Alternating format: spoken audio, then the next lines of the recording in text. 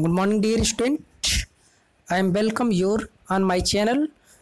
In this lecture, we will cover some question which is asked in different examination from the electrical measuring instrument.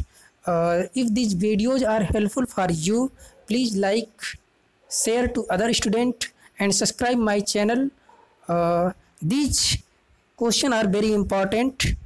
So the first question is the measuring instrument under the equilibrium condition controlling torque and the deflecting torque.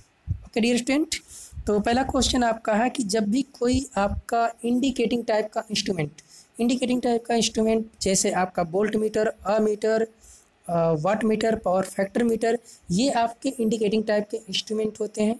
ठीक है, तो इनकी जो है कि जो इनका deflecting torque होता है वो अगर कंट्रोलिंग टार्क के बराबर हो जाता है तब आपका जो मेजरिंग इंस्ट्रूमेंट का पॉइंटर है वो आपका इक्विलिब्रियम कंडीशन में आएगा। So A is the correct answer.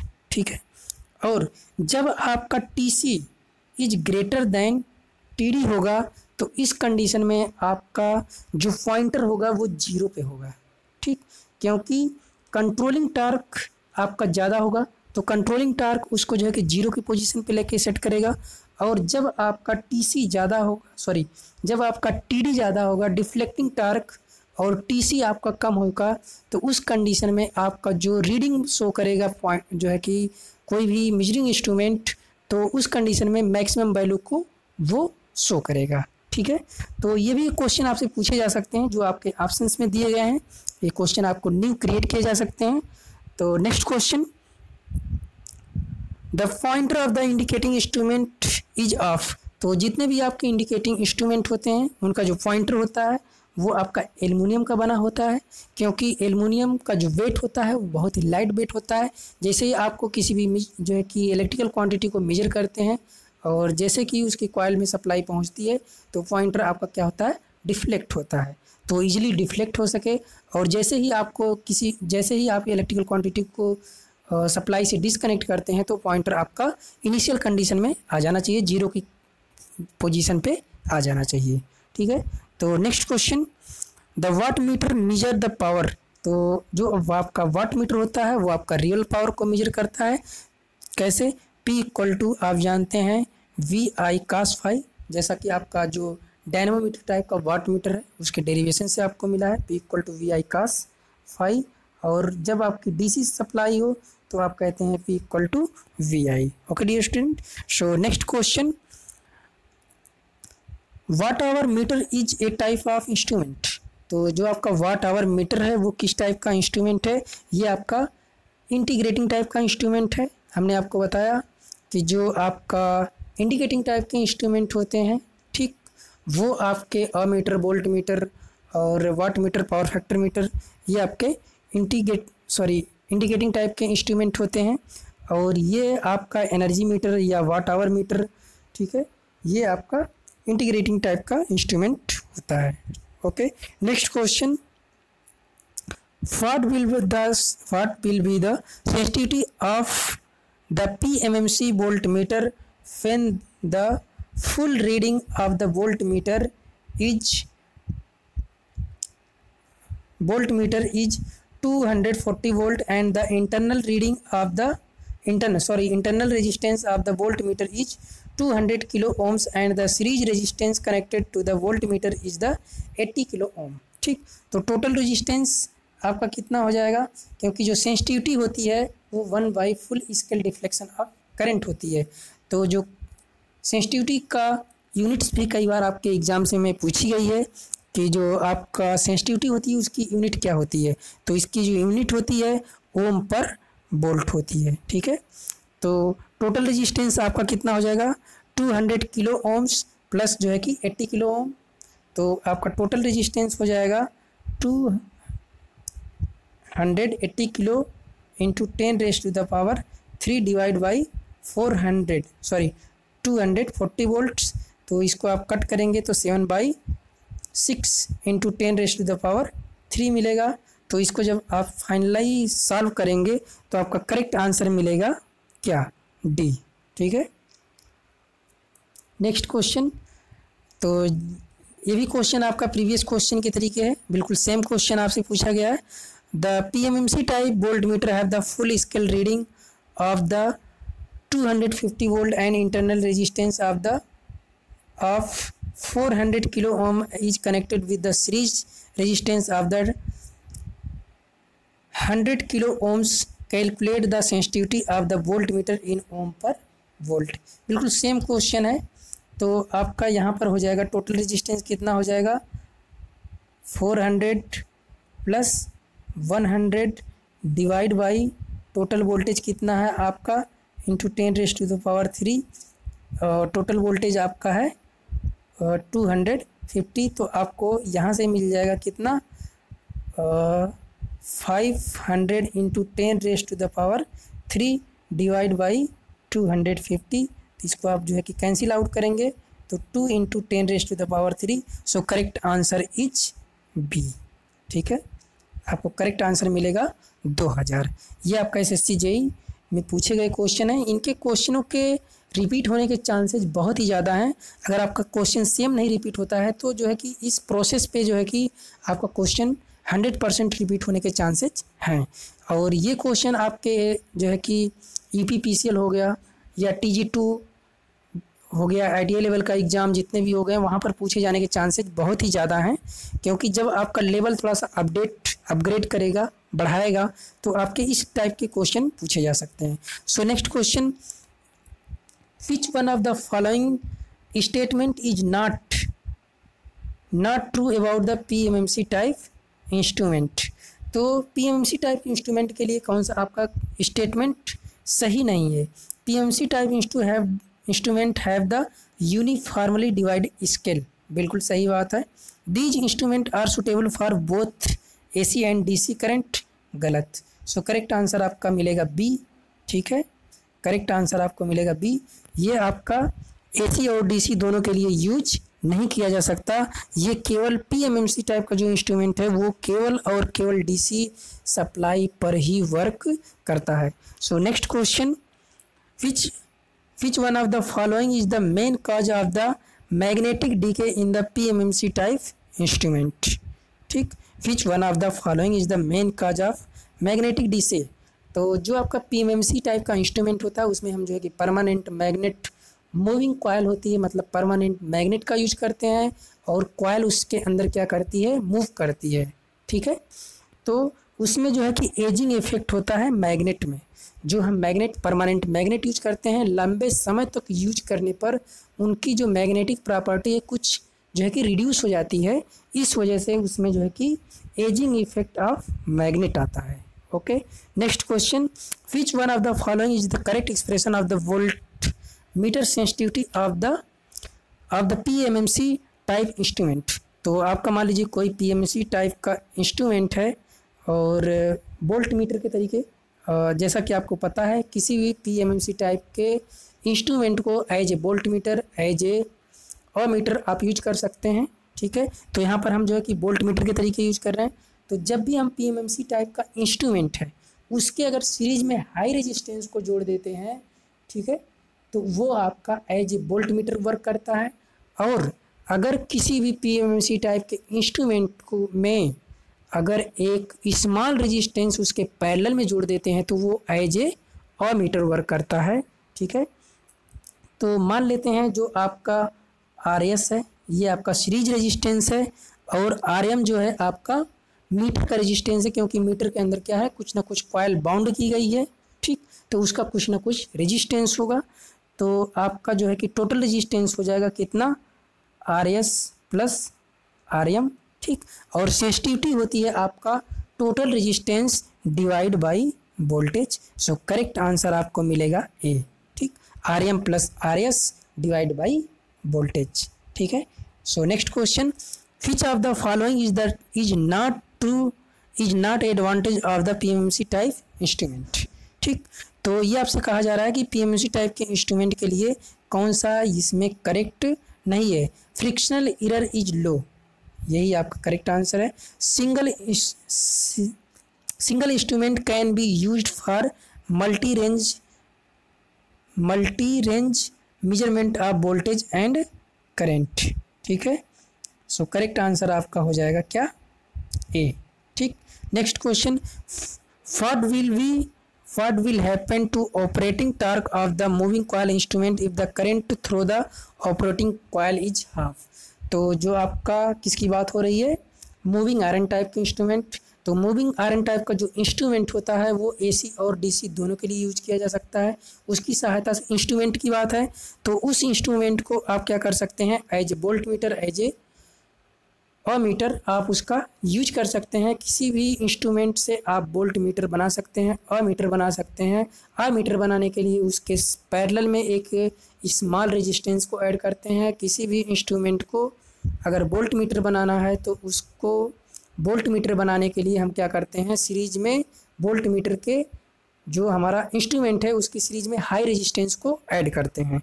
ठीक है, तो जो आपका मूविंग आयरन इंस्ट्रूमेंट होता है उसमें करंट डायरेक्टली प्रोपोर्शनल होती है। ठीक है, जो टार्क होता है ये डायरेक्टली प्रोपोर्शनल होता है स्क्वायर ऑफ करंट के।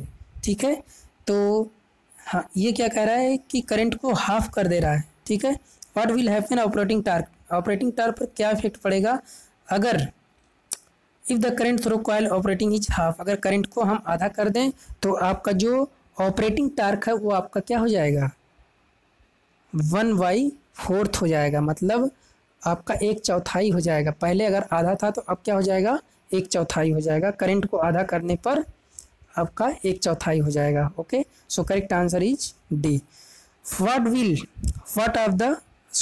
which of the following are the cost effective instrument. तो कॉस्ट इफेक्टिव इंस्ट्रूमेंट होते हैं पैसिव इंस्ट्रूमेंट। ठीक है, जो किसी न किसी तरीके से क्या करते हैं, पावर को कंज्यूम करते हैं, लेते हैं, वो आपके होते हैं कैसे, effective instrument. So next question, which instrument has the multi shunt और series resistance inside in meter. तो जो आपका मल्टी रेंज मीटर होते हैं, जो आपके मल्टी रेंज मीटर होते हैं उसके अंदर हम जो है कि क्या करते हैं, शंट या सीरीज रेजिस्टेंसेज आपके मल्टीपल फॉर्म में कनेक्ट होते हैं, जो आपके मल्टी रेंज मीटर होते हैं। Next question, if the instrument have the wide range then the instrument should have. ठीक, अगर if the instrument have the wide range, अगर आपकी जो रेंज है वो कैसी है, बड़ी है, तो जो आपका इंस्ट्रूमेंट का स्केल कैसा होगा, लॉगरिथमिक स्केल होगा। ओके डियर स्टूडेंट, ठीक है। The pointer of the indicating instrument should be, तो आपको पहले बता चुका हूँ कि जितने भी हमारे इंडिकेटिंग टाइप के इंस्ट्रूमेंट होते हैं उनके जो क्या होते हैं, पॉइंटर होते हैं, वो आपके बहुत ही लो वेट के होने चाहिए, very light weight. Okay dear student, so next question, which one of the following decide the time response of the indicating instrument. तो जितने भी आपके इंडिकेटिंग इंस्ट्रूमेंट होते हैं उनमें जो टाइम रिस्पॉन्स रिप्रेजेंट किया जाता है वो डैम्पिंग सिस्टम के थ्रू रिप्रेजेंट किया जाता है। Okay, next question, the following is not essential for the working of an indicating instrument. तो जितने भी आपके इंडिकेटिंग इंस्ट्रूमेंट होते हैं उनमें आपके 3 तरीके के टार्क डेवलप होते हैं। पहला आपका डिफ्लेक्टिंग टार्क, जब उसमें आप किसी भी इलेक्ट्रिकल सप्लाई को जोड़ते हैं, और दूसरा होता है आपका कंट्रोलिंग टार्क जो एक स्पेसिफाइड वैल्यू को रिप्रेजेंट करता है, और तीसरा होता है डैम्पिंग टार्क। ठीक, तो डैम्पिंग टार्क आपका वो टार्क होता है जो किसी भी इंस्ट्रूमेंट में क्या करता है, जब किसी भी इलेक्ट्रिकल क्वांटिटी को मेजर करते हैं तो आपके पॉइंटर में एक डिफ्लेक्शन शो किया जाता है, और उसके थ्रू आपका एक कंट्रोलिंग टार्क उसको कंट्रोल करने की कोशिश करता है। इनके बीच आपका ऑक्सीलेशन प्रोड्यूस होता है, इस ऑक्सीलेशन को रिड्यूस करने के लिए हम क्या करते हैं, डैम्पिंग प्रोवाइड करते हैं, डैम्पिंग सिस्टम प्रोवाइड करते हैं। तो बेसिकली जो डैम्पिंग होती है वो हमारी 3 तरीके की होती है, air friction damping, fluid damping और आपकी एडी करंट डैम्पिंग। और कंट्रोलिंग टार्क आपके 2 तरीके के होते हैं, एक आपका जो है कि ग्रेविटी कंट्रोल और सेकंड वन आपका है spring control. Okay dear student, in the moving iron instrument eddy current damping is used.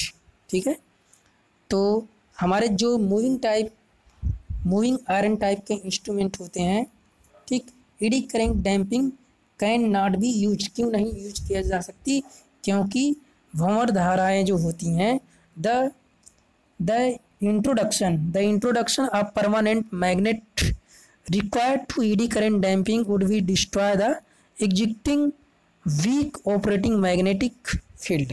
ठीक है, तो क्या होगा, जो हमारी परमानेंट मैग्नेटिक फील्ड की रिक्वायरमेंट होगी किसको प्रोड्यूस करने के लिए, ईडी करंट को प्रोड्यूस करने के लिए, जिसकी सहायता से हम क्या कर सकते हैं, उसके डैम्पिंग को, ऑक्सीलेशन को रिमूव कर सकते हैं। तो आपको परमानेंट मैग्नेट में ही हम क्या करते हैं, ईडी करंट डैम्पिंग प्रोवाइड करते हैं। जो हमारी मूविंग आयरन टाइप के इंस्ट्रूमेंट होते हैं उनमें हम क्या करते हैं, एयर फ्रिक्शन डैम्पिंग प्रोवाइड करते हैं। और जो इलेक्ट्रोस्टैटिक्स टाइप के इंस्ट्रूमेंट होते हैं उसमें हम फ्लूइड फ्रिक्शन डैम्पिंग प्रोवाइड करते हैं।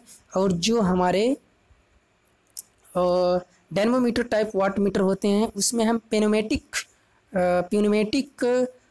डैम्पिंग प्रोवाइड करते हैं। ठीक है, तो इसमें आपका करेक्ट आंसर होगा डी। ठीक है, तो next question, which type instrument have the hysteresis loss zero. ठीक, तो कौन सा इंस्ट्रूमेंट है जिसमें हिस्टैरिसीस लॉस आपका जीरो होता है, तो वो आपका होता है मूविंग कॉइल टाइप के instrument. Okay, next question, when the pointer of indicating instrument is in the motion then the deflecting torque is opposite. ठीक है, जब आपका पॉइंटर क्या होगा, डिफ्लेक्शन शो करेगा, तो जो डिफ्लेक्शन शो कर रहा है, एक आपका पॉइंटर क्या करेगा, मान लीजिए आपका ये 0 और ये आपका 50 एम्पियर तक का है और ये आपका डिफ्लेक्शन है, तो आपका ये पॉइंटर है, तो पॉइंटर आपका इधर डिफ्लेक्ट हो रहा है। ठीक, कंट्रोलिंग टार्क इसको इस डायरेक्शन में क्या करेगा, कंट्रोल करने की कोशिश करेगा। ठीक है, इसको इनिशियल पोजीशन पे लाने की कोशिश करेगा। तो जो डिफ्लेक्टिंग टार्क है उसका अपोजिशन कौन करता है, कंट्रोलिंग टार्क।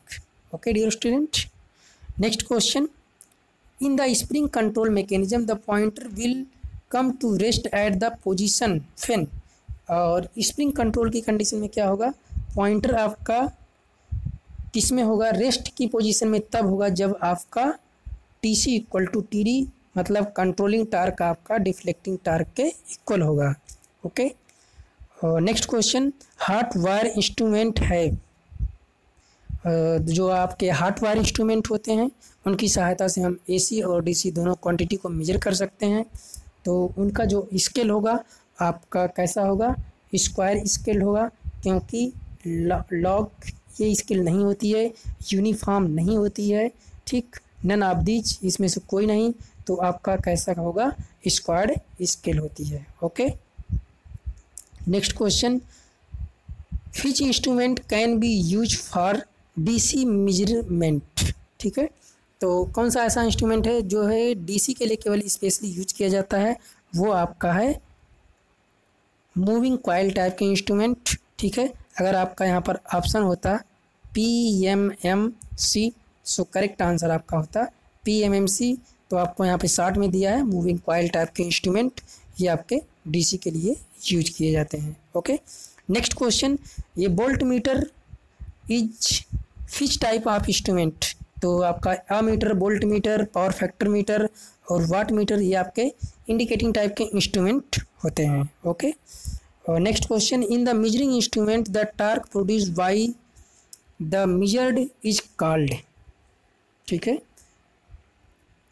मापन युक्तियों में मापन यंत्र द्वारा जो बल आघूर्ण होता है, मतलब आपका वो टार्क जो पॉइंटर को डिफ्लेक्ट करने की कोशिश करता है, वो टार्क आप। Next question, air friction damping का उपकरण में प्रयोग किया जाता है, तो एयर फ्रिक्शन डैम्पिंग का हम किसमें प्रयोग करते हैं, मूविंग आयरन टाइप के इंस्ट्रूमेंट में। Next question, the moving iron instrument can be used to the major.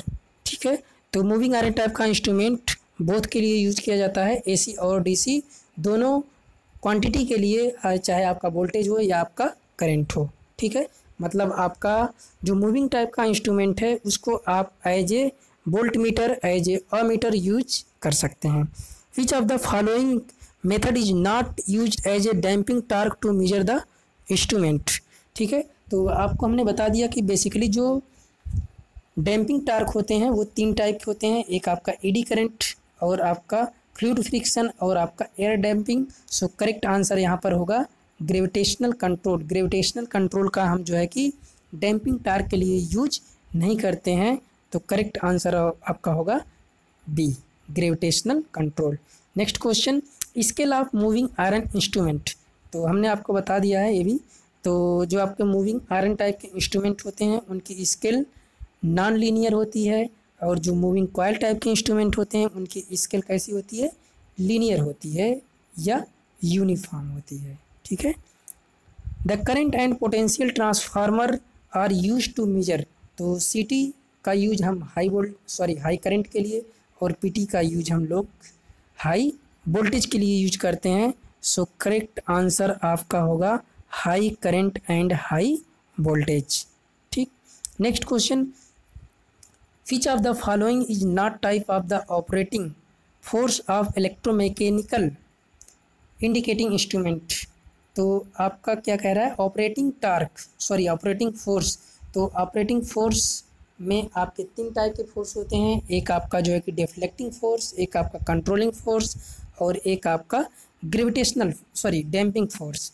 तो आपका यहाँ पर करेक्ट आंसर होगा ग्रेविटेशनल फोर्स। ग्रेविटेशनल फोर्स आपका ऑपरेटिंग फोर्स में नहीं आता है किसी भी इंडिकेटिंग टाइप इंस्ट्रूमेंट में। ठीक है, next question, the full scale deflection of an indicating of induction instrument is about. तो जो आपका इंडक्शन टाइप का इंस्ट्रूमेंट होता है उसमें जो है कि उनकी जो फुल स्केल डिफ्लेक्शन होती है वो आपका 300 डिग्री होती है। Okay, next question, in measuring instrument damping force an be produced. ठीक, डैम्पिंग फोर्स किसके द्वारा प्रोड्यूस किया जा सकता है, इनमें से कम्यूटेटर के द्वारा, गलत बात। मूविंग आयरन, ये भी गलत।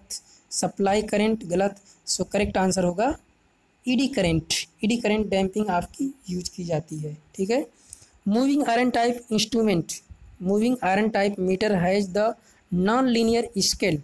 तो जब नॉन लीनियर स्केल होगी तो उस कंडीशन में क्या होगा, जो आपका डिफ्लेक्शन है थीटा, ठीक है, थीटा आपका क्या है, डिफ्लेक्शन है, ये डायरेक्टली प्रोपोर्शनल होता है square of current, RMS current के आपके स्क्वायर के डायरेक्टली प्रोपोर्शनल होता है।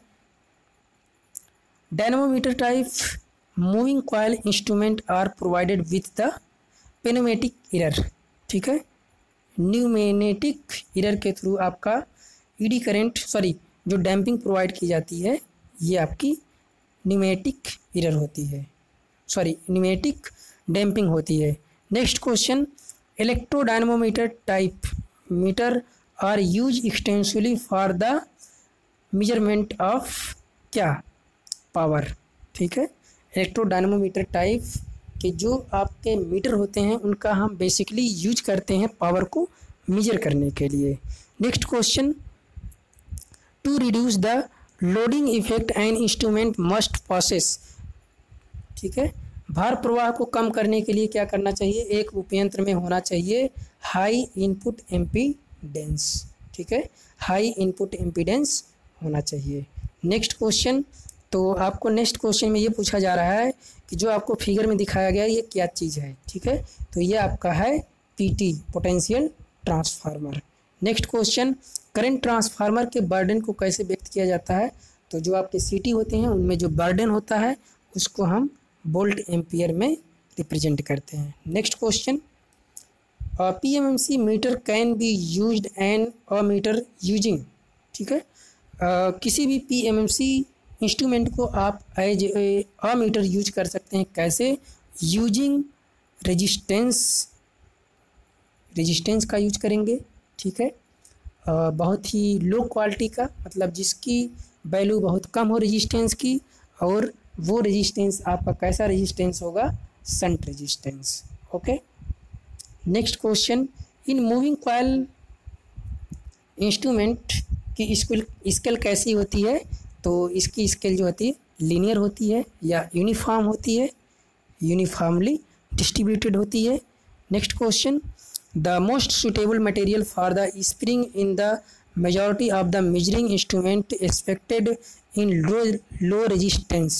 ठीक है, ये आपका कोल इंडिया में जो है कि पूछा गया क्वेश्चन है, बहुत ही इंपॉर्टेंट क्वेश्चन है और इसके रिपीट होने के चांसेस बहुत ही ज़्यादा हैं। सो करेक्ट आंसर आपका होगा फास्फोरस ब्रॉन्ज। ठीक है, next question, pointer of the instrument once deflected, मतलब एक बार आपका पॉइंटर डिफ्लेक्ट हो गया, ठीक है, तो उसको जीरो की पोजीशन में आने के लिए when the current is zero to when current is remove, और अगर वो करंट को क्या कर दिया जाए, रिमूव कर दिया जाए, तो वो कौन सा टार्क होता है जो पॉइंटर को डिफ्लेक्ट कराकर जीरो पे ला देता है। ठीक है, पहले तो आपका डिफ्लेक्ट हुआ, फिर जो है कि ये जीरो को पोजीशन पर कौन सा टार्क लाता है, तो कंट्रोलिंग टार्क आपका उसको जीरो को पोजीशन पे लाता है। ठीक है, और डैम्पिंग टार्क क्या करता है, जो उसमें ऑक्सीलेशन आता है, वाइब्रेशन आता है, उसको रिमूव करने के लिए हम जो है कि डैम्पिंग टार्क का यूज करते हैं, डैम्पिंग प्रोवाइड करते हैं।